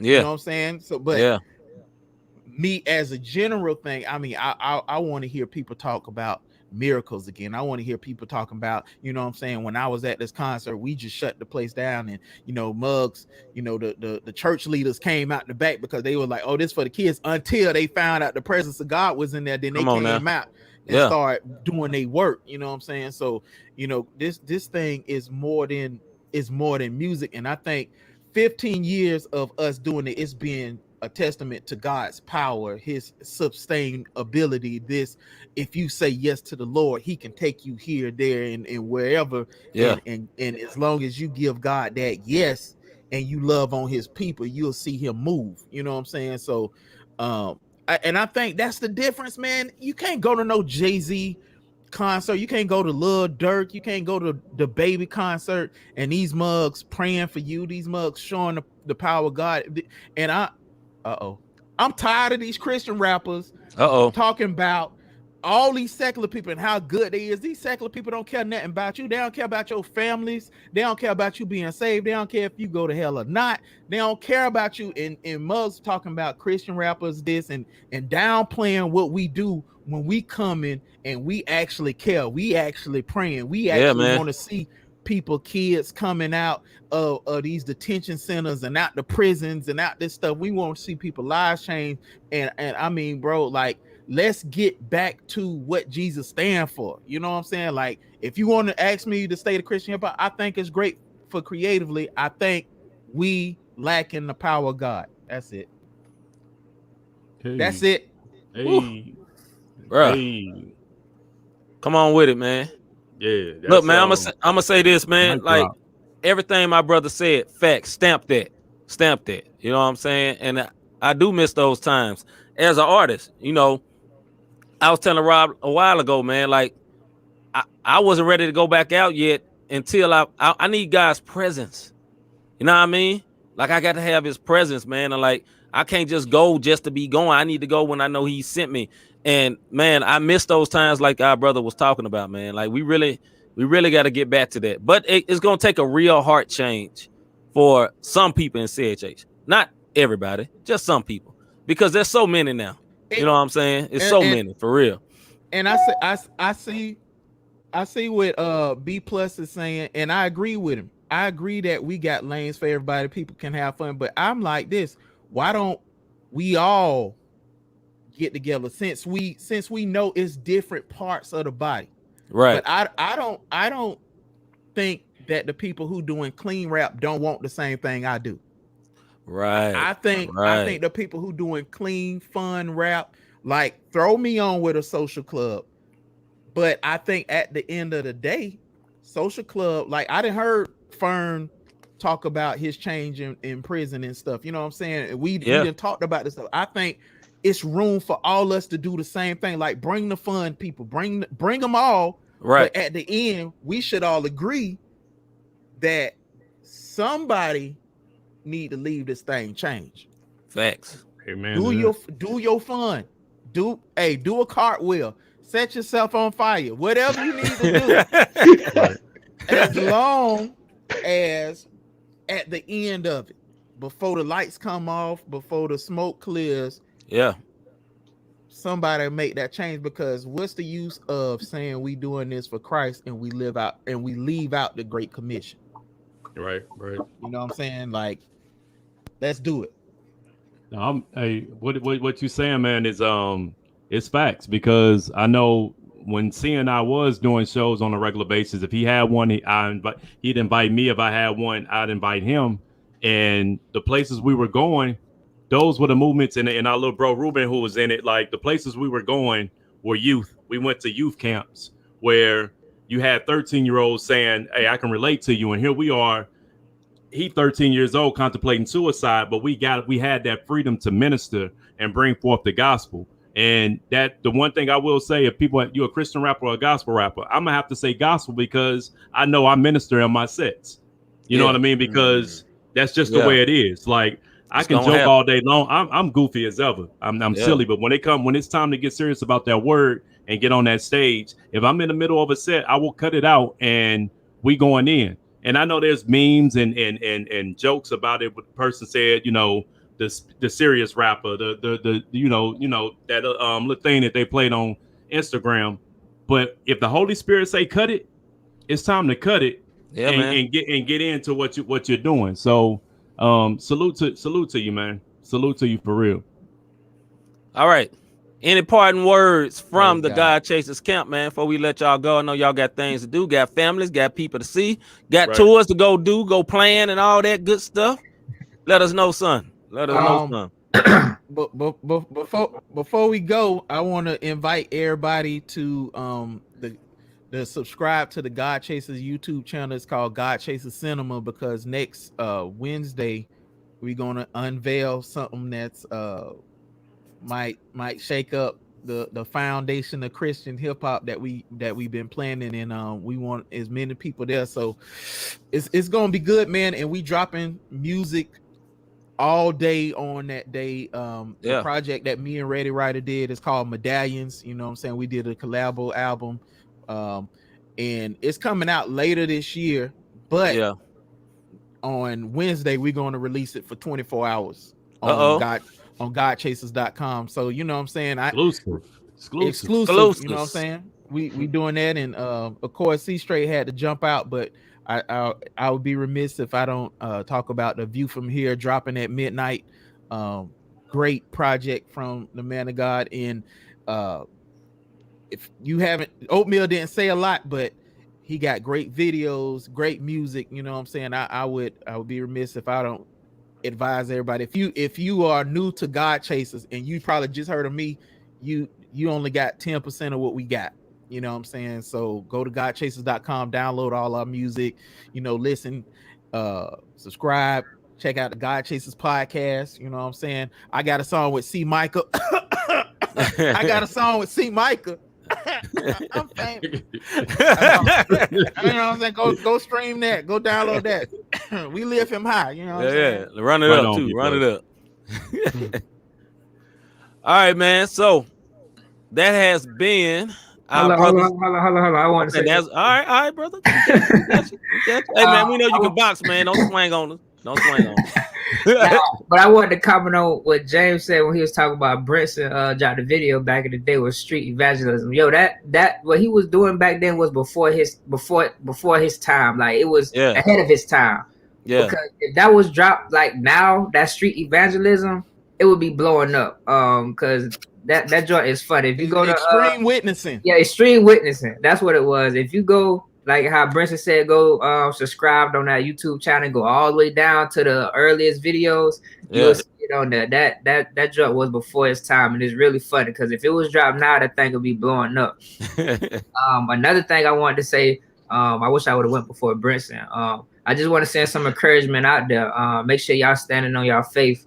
Standing strong on y'all faith, and y'all let it be shown, because people they don't say it, but they looking for the people who are strong in their faith. When times get hard, they gonna turn to y'all, and they gonna, you know what I'm saying, they gonna ask for prayer. And a quick testimony, one of my homeboys had ended up getting shot. He got shot like 9 times, and his sister had hit me up, and she was like, I don't know if you know me, but I'm Will's sister. And he been shot 9 times, and he in a coma. He on life support right now. And so I told her to FaceTime me. She was in the hospital, and I started praying right there over. I started praying while I'm on FaceTime over. I told him, I was like, look, he gonna be all right. He gonna wake up. Yeah. And 24 hours he woke up, and the doctors went back to go check him. It was like, I don't know how he's healing so fast, but he's doing really well. He ended up coming out of the hospital, and you know, so he had to be stitched up, so organ had to be rearranged. But you know, because I was a man of God and I stand on my faith, you know what I'm saying? Yeah. She reached out to me. She didn't know who else to reach out to, and so you may just be that light for somebody to reach out to. And we are image bearers of Christ, and so when you stand on your faith, people look at you like, man, this man of God, this woman of God, I need prayer. My family needs prayer. And so, you know what I'm saying, I just want to encourage y'all to, you know what I'm saying, continue to stand on your faith, no matter what it may look like or how crazy it may get around you. Continue to stand on your faith, because people looking for real men and women of God out there. So I just wanted to send out that encouragement. Amen.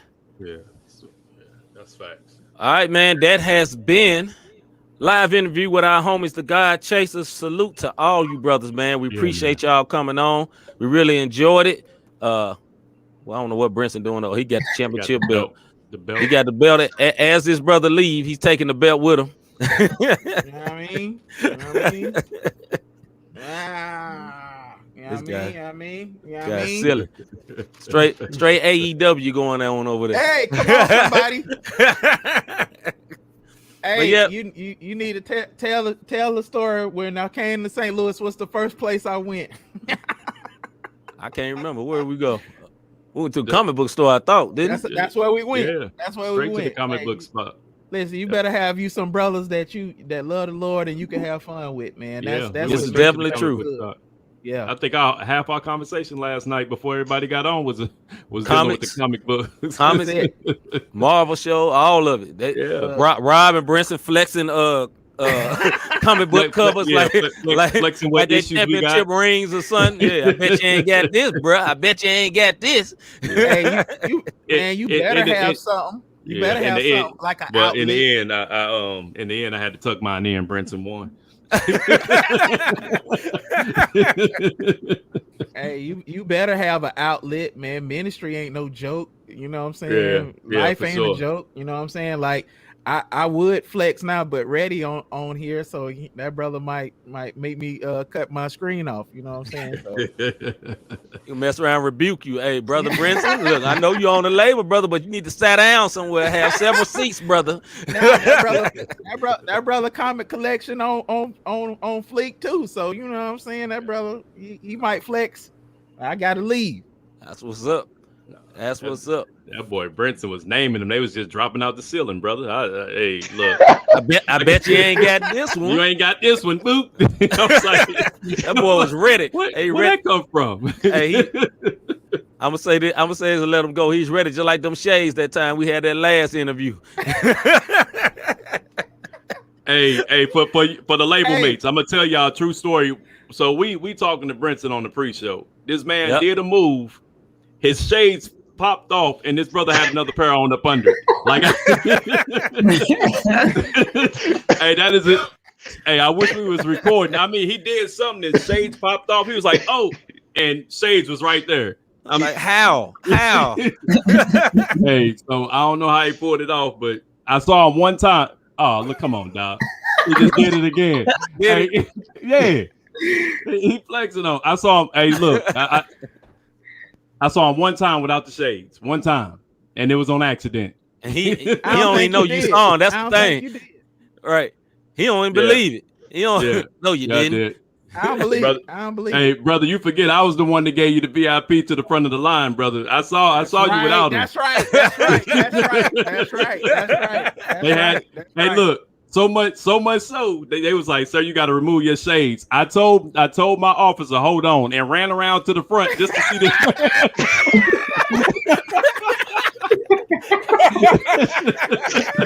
I said, I see his eyes. I saw it. No, man.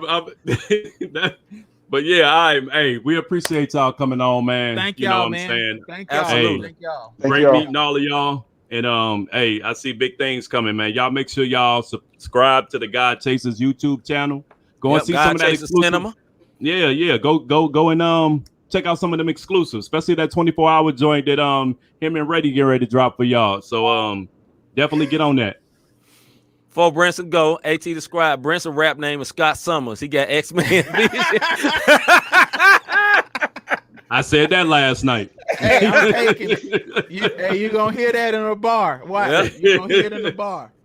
AT described, you just got writer's credit. You didn't even know it. Right. All right, man. You brothers have a good night, man. Appreciate y'all coming on. Good one. Yeah, for sure, man. Y'all be easy. Thank you.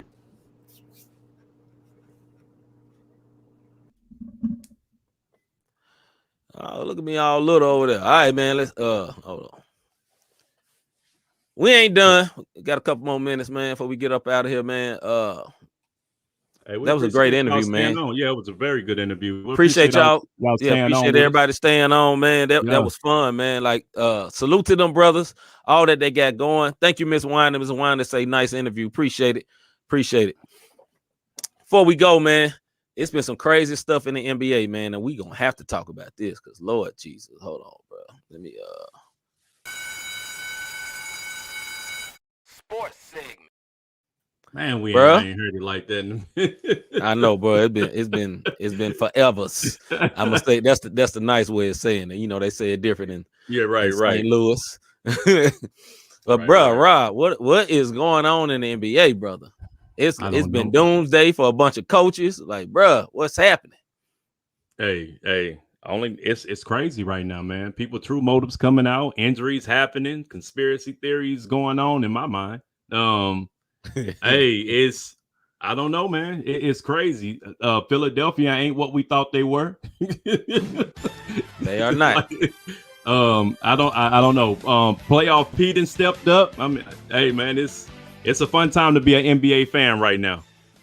Playoff Pete. Hey, the brother came back, man. That's what I said. He dropped 30 the last 3 games. You know what I'm saying? Last 3 games, and he carried them last night. But I'm gonna tell you something, man.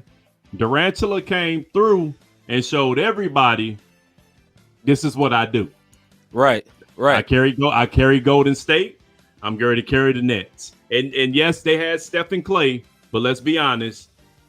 KD was the one that was doing what he did the other night when he dropped 49 on them boys' head, on the Bucks' head, and Giannis didn't step up. I'm gonna go back to sports, but I'm just James messing with me. This man said that's a good Holy Ghost interview. How I know MC Fundas didn't make an impactful appearance. And then AT Scribe said because he wrote all his questions down. That's facts. Y'all can't see these screens. I got a screen to the right with as big as a mug at these questions. Y'all stupid, man. But bruh. Hey, look, no, hold on, because you got on me earlier. This is okay. the reason why you see this little bitty writing, brother. This is why I was struggling at the beginning of the interview. we gotta get you another screen, boy. You gotta get another screen. That second screen be heaven. Yeah, look, brother. Bruh, Philly, what is wrong with them, bruh? Like, ESPN gave them like a 98% probability of winning last night, and they lost to Atlanta. Atlanta came all the way back in the third quarter. Philly was up, I think, 28 points and lost. Yeah. Look, for the whole second half, the only two people to score, literally the only two people to score was Embiid and Little Curry. Yeah, Seth Curry, not Steph. Yeah. Seth. That is crazy, man. Yeah. Like I don't understand what's happening, man. And I think Trae Young said it. He said it best. He said, we got a chip on our shoulder because we don't have now one NBA nothing. We don't have no defensive players. We don't have no all-stars, and we still here. And Philadelphia got what? Embiid. They got they got two all-stars. They got basically what, like four former, two current all-stars, four former all-stars. Like they got the stacked team. Like they should not be losing that game. Like I don't get it, man. Like they ain't ready. Yeah, they get to the fourth quarter, man. And Ben Simmons. Come on, man. Stop saying he did. Stop saying he did next to LeBron. Yeah, our brother B+ said Ben and Embiid don't fit. Yeah, for real, man. Like no, they don't. I heard they supposed to had a trade for they had a trade for Harden, and they messed it up because they wanted to take Terrence Mann, I think, and they didn't want to let him go. They should have got Harden. What Embiid needs is a shooter with him. He needs somebody because number one, man, Ben Simmons. Why, brother? You are in the NBA. Why can't you not? Oh, where is this?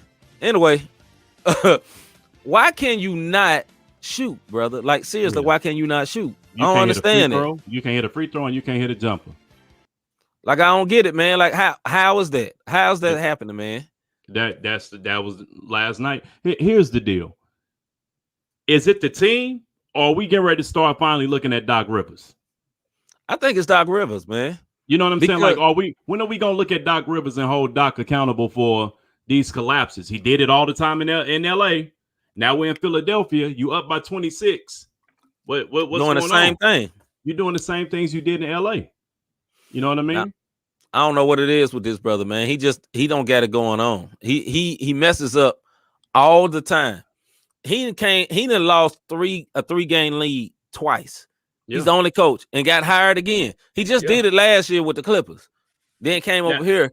Like, bro, you have to do something to change up what's happening. You cannot lose like that. And I still don't understand why in the world can Ben Simmons not shoot free throws. Brother, your job is to play basketball. I can understand he can't be good at threes. Everybody can't make threes. But anybody can shoot free throws. Anybody. I don't. Only thing I'm gonna say is if Seth keeps playing the way he's playing, Ben is gone. B+ says I went and played ball for the first time in a year and a half, and I had my shot back after 10 shots. How Ben still can't shoot? That because he never had a shot. That's why. Yeah. And I mean, the bottom line is Ben, he drives to the hole, you know what I'm saying? And he plays bully ball, but then he tires out. Yep. Joel Embiid, he tires out. We've seen both of these players gas out in the fourth quarter. Yeah.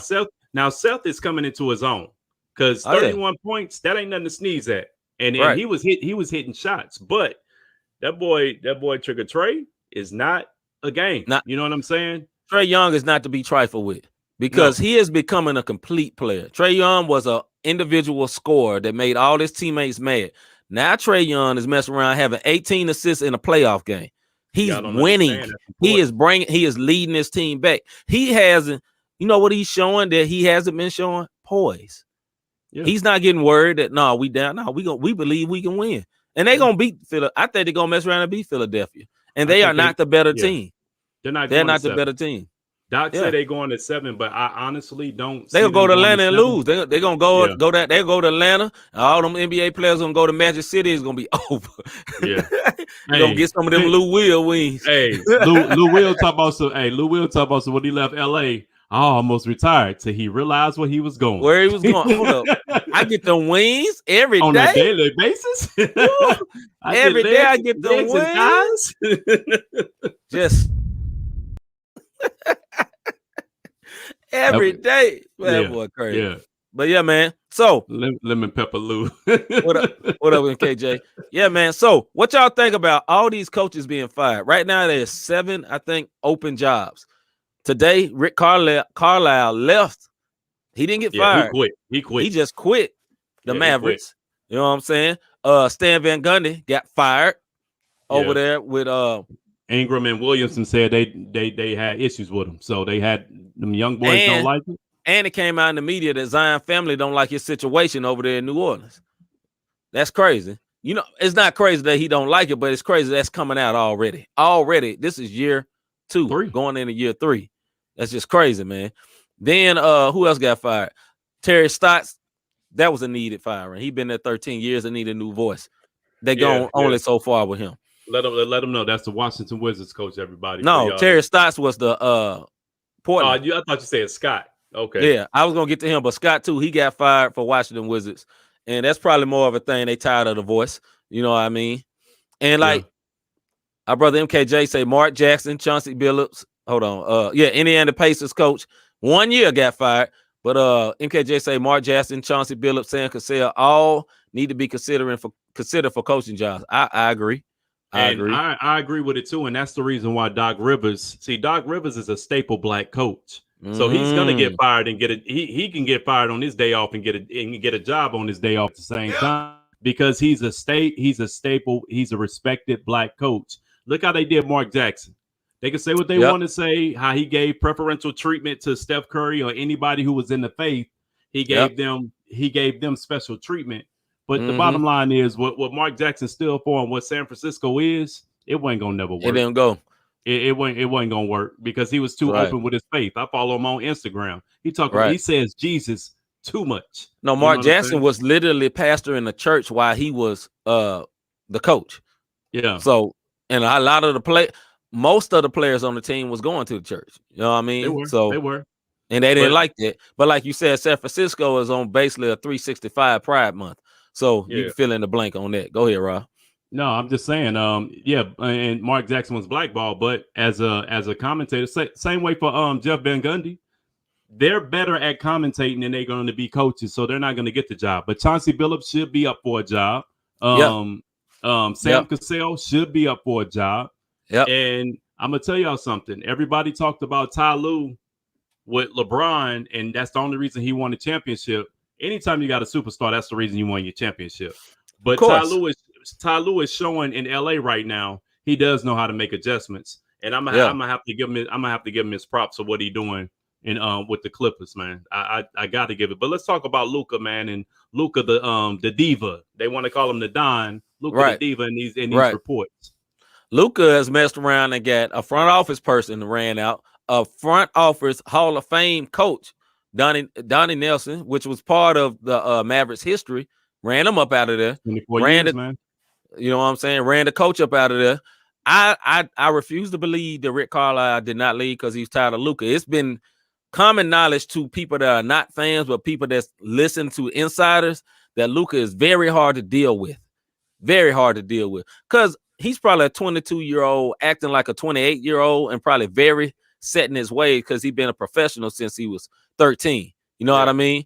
And MKJ is tripping, talking about Luka to Memphis confirmed. Stop, bro. I would love it though, but no. Hashtag wishful thinking. Yeah, definitely. He ain't gonna work in Memphis. Memphis is not a city for Luka.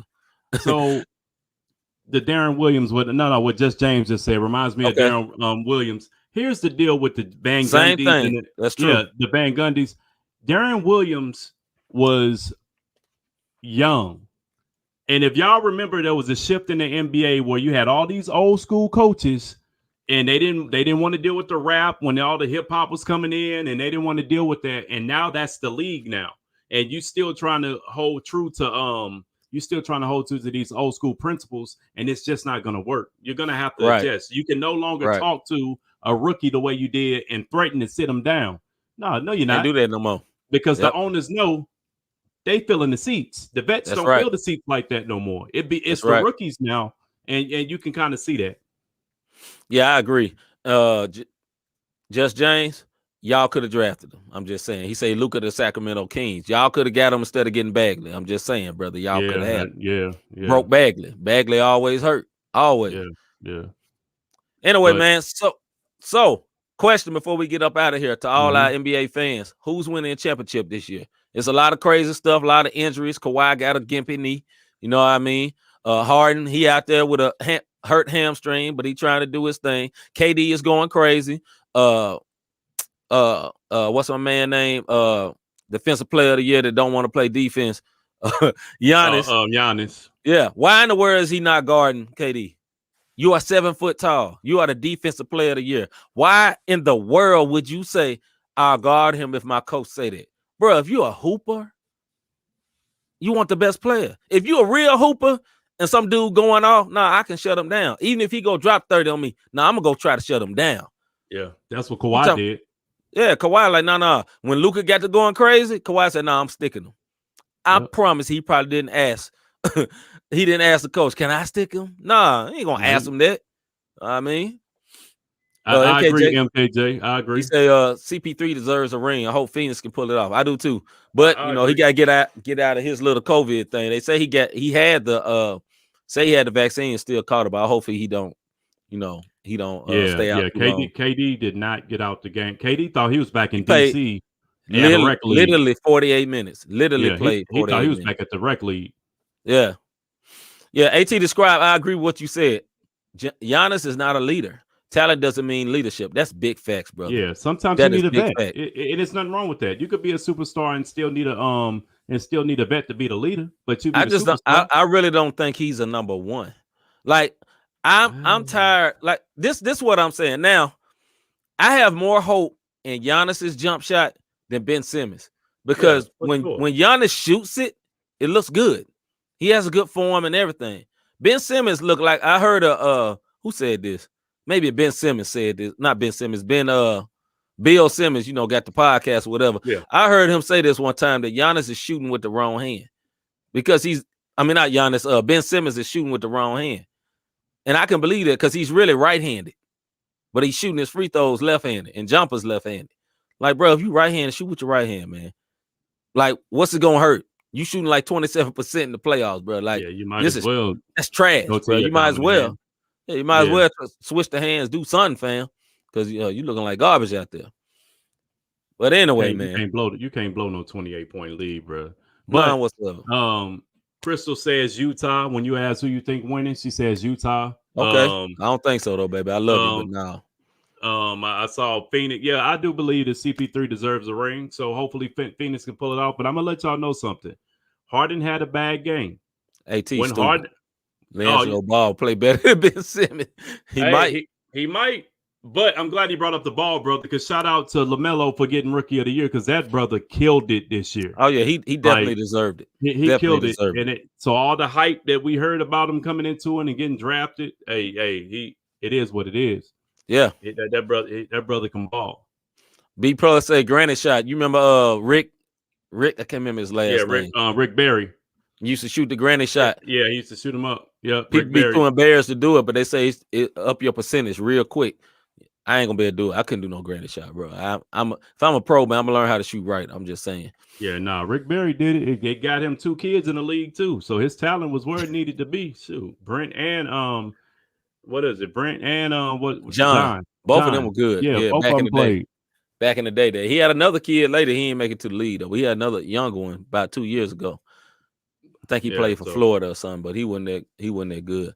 All right, man. We ain't gonna go no longer, man. We'll get on up out of here. We'll be back to normal next week. But appreciate everybody coming through, man. A lot of participation tonight, man. Y'all know the signatures, man. I ain't got the little slide, but if y'all want to support, man, you can go to notthesamepodcast.com/support, or you can go to Cash App sign Not the Same Podcast if you want to invest and help these brothers out to keep us doing what we're doing.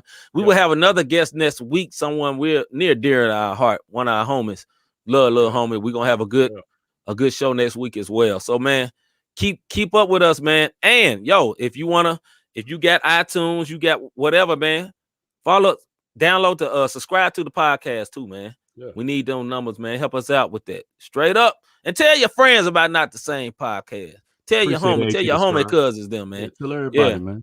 Tell everybody about it, man. Because we out here trying to do something positive out here for the kingdom and have fun. You know, y'all know us, man. We goofy and we don't care. But that's it, man. I'm C. Micah. I'm Robert Dean.